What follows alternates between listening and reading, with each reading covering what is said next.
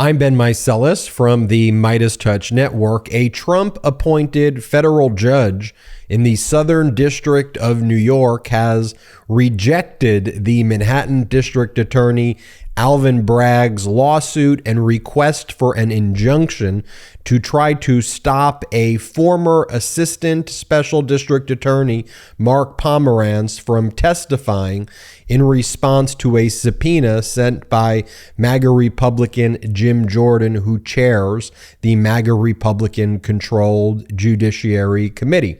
I want to break down the court's ruling, and I also want to mention, while I think this is quite a bad ruling, if you watched Legal AF, I predicted this was ultimately going to be the ruling based on the fact that it was a Trump-appointed judge who I thought was going to find a valid legislative purpose in MAGA Republican Jim Jordan's subpoena and basically say it's not the role of federal courts to intervene where there could potentially be a valid legislative purpose announced by Congress. And that's exactly what Judge Mary K. Vyskocil did here in her order. And so as we go into this order, and I'll read for you the key portions of the ruling, there's really three main findings in this Trump-appointed judge's order. The first finding is that MAGA Republican Jim Jordan's subpoena of this former assistant deputy Manhattan district attorney was a valid legislative purpose or served a valid legislative purpose. The second finding by the judge was that the sovereign interests of the state of New York and the New York Attorney General was not infringed by the subpoena by MAGA Republican Jim Jordan. And the third main finding by Judge Vyskocil is even if the privilege had not been waived by Mark Pomerantz when he published a book, in any event, the privileges aren't jeopardized, and Mark Pomerantz could, on a case-by-case basis, assert the privileges when he's asked questions, ultimately when he has to show up for his subpoena testimony. So he can still assert the objections and not answer the questions if he asserts a privilege. And for Mark Pomerantz, he says, well, that now puts him in an untenable situation because he doesn't know what he should and shouldn't answer. And so he's filed an appeal to this order by Judge Vyskocil. In addition, the Manhattan District Attorney's Office also filed an appeal in connection with this order by Judge Vyskocil. Both filed appeals, of course, to the Second Circuit Court of Appeals, which oversees the Southern District of New York Federal Court, where Judge Vyskocil sits. So I want to just show you the portions of the order, though, so you can follow what the judge's logic or perhaps illogical conclusion is. But I just want you to read it. I want you to understand how the judge justifies this, and I think on a very kind of tenuous grounds. But this is what Judge Vyskocil writes. The request by Manhattan District Attorney Alvin Bragg for a temporary restraining order enjoining enforcement of the subpoena issued to Mark Pomerantz by the Committee on the Judiciary of the United States House of Representatives, chaired by Congressman Jim Jordan, is denied. The subpoena was issued with, quote, a valid legislative purpose in connection with the, quote, broad and, quote, indispensable congressional power, quote, to conduct investigations. It is not the role of the federal judiciary to dictate what legislation Congress may consider or how it should conduct its deliberation in that connection. Mr. Pomerantz must appear for the congressional deposition. No one is above the law. And then as you go into the actual ruling itself to see how this is possibly justified, the court says that Jim Jordan and the committee have identified several valid legislative purposes underlying the subpoena.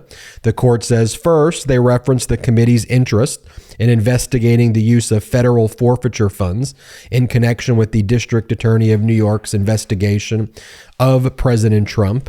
There can be no doubt that Congress may permissibly investigate the use of federal funds, particularly where the result of the investigation might prompt Congress to pass legislation changing how such funds are appropriated or may be spent. And Alvin Bragg has already answered that question. So a total of $5,000 in federal forfeiture funds, funds that are confiscated vis-a-vis kind of crimes that are investigated by perhaps a joint task force of the Manhattan District Attorney and the feds, that was used not really even in connection with this criminal case against Donald Trump or even by Alvin Bragg, but previously by Cy Vance. But you're talking about $5,000. And so that's really a pretextual way for Jim Jordan to try to get a hook to say there's federal jurisdiction when that $5,000 has absolutely nothing to do with this case at all. But that's how Jim Jordan justifies it. Obviously, Jim Jordan's not conducting an investigation to determine how that $5,000 was used, but that's the pretext that's used. Second, the court says, defendants identify the possibility of legislative reforms to insulate current and former presidents from state prosecutions, such as by removing criminal actions filed against them from state to federal court. And I just want you to think about how absurd that justification is and how absurd it is that Judge Vyskocil is adopting that logic. Jim Jordan and the MAGA Republicans are saying because Donald Trump was criminally charged, their federal legislative purpose is that the feds want to pass a law that will basically make it illegal to prosecute former presidents. Because Donald Trump is being prosecuted, and make that part of federal jurisdiction, which makes absolutely no sense because state and local criminal prosecutions are under the ambit of state sovereignty. So it makes no sense. And no one is above the law. I mean, if you want to go back to Judge Vyskocil's opening statement, when she goes in her opening, where she goes, no one is above the law. And then she's embracing a legislative purpose here that is to put a former president above the law. I think you see the internal inconsistencies of her argument here that she's making. So that's the first finding that she makes. Next, she says the subpoena does not implicate the sovereign interests of New York. And then she goes, Bragg suggests that these are not the committee's true objectives. Instead, he contends that the subpoena is actually intended to undermine and obstruct New York's criminal case against Mr. Trump and to retaliate against the district attorney. And then the court says, you know what? We don't care. The court doesn't care. The court says the court is required to presume that a congressional committee's stated legislative object is, quote, the real object. And so the court says, if Jim Jordan says so, I'm cool with it because we're just going to presume that that's the case. We're not going to actually look at the facts. I'm just going to presume whatevs. That's the case. That's basically what the judge is saying there. And then finally, the court saying, to the extent they have not been waived, the privileges being claimed by Mark Pomerantz or being claimed here by the Manhattan District Attorney's Office, Alvin Bragg, are not jeopardized by this subpoena. And then the court goes on to basically say that here, what could happen is the court saying it is not precluding Mark Pomerantz from asserting privileges or objections when questioned. So those are still preserved, and on a case-by-case basis, those questions will have to be answered. And that's what, and so let me just read portions of it, though. Plaintiff's assertion that the subpoena seeks grand jury material and documents and communications protected by the attorney-client privilege and work product doctrine does not salvage his motion. The subpoena only seeks Pomerantz's testimony. Although Bragg assumes that the questioning will stray into impermissible territory, the court declines Bragg's invitation to blindly speculate about what questions might hypothetically be posed to Pomerantz at his deposition. Bragg's throw everything at the wall approach to privilege is unpersuasive. As an initial matter, Bragg concedes that, quote, Jordan represents that he does not seek information protected by New York's grand jury secrecy laws. The motion goes on to say that with respect to Bragg's various other claims of privilege, the court is unpersuaded that judicial intervention is needed to ensure that any privilege that might exist is preserved.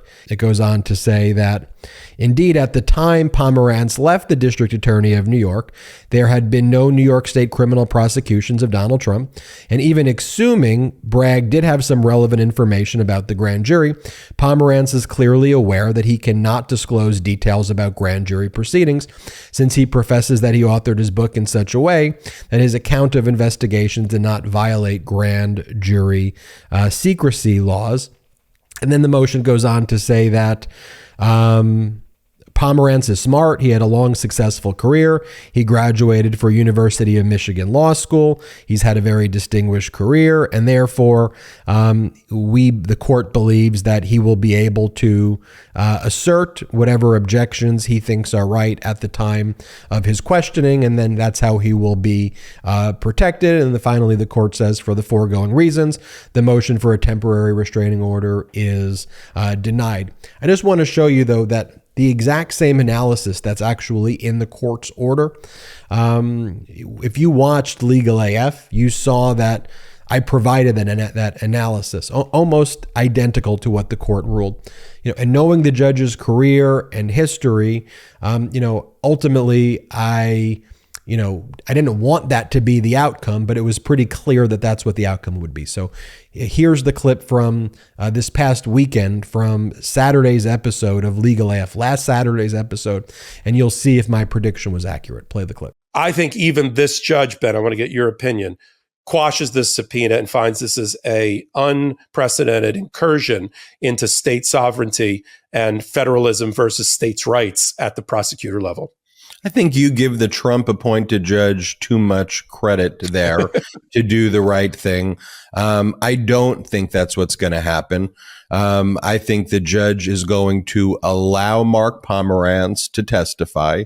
However, Mark Pomerantz is going to be able to preserve, I think, existing objections that the district attorney's office can assert. So essentially, Pomerantz really can show up, will be able to assert the various privileges, so will not be able to really testify to anything meaningful, things about the grand jury secrecy, things about the deliberative process. That privilege is held similar to the way an attorney-client privilege is held with the client. That privilege of the deliberative process, that privilege belongs with the district attorney's office, and Pomerantz isn't allowed to waive it. And so, when you watch that clip, I think it was almost kind of word for word what the court's order actually intended to be. And I knew that the court wanted to reach that conclusion, and the court just had to figure out how to get there. And you see that the court just basically said, look, we'll just presume what Jim Jordan is saying is accurate. Mark Pomerantz can still assert the objections on a case-by-case basis, and we're just going to accept this legislative purpose asserted by Congress, and the court's not going to interject in any way. So a bad ruling, a ruling that's being appealed by Alvin Bragg and Mark Pomerantz. We'll see what happens on the appeal. I'm Ben Meiselas from the MeidasTouch Network. Hit subscribe. We're on our way to 1.5 million subscribers thanks to your incredible support. So please hit subscribe. And also, if you want to support the growth of this network, you can also do that by going to patreon.com/MeidasTouch. And then finally, wherever you get your audio podcast, just subscribe to the MeidasTouch podcast. Thanks so much for watching. All right, hit subscribe. Lock him up! Indictment season is upon us. Celebrate with the new Indictment season t-shirt and v-neck exclusively at store.MeidasTouch.com.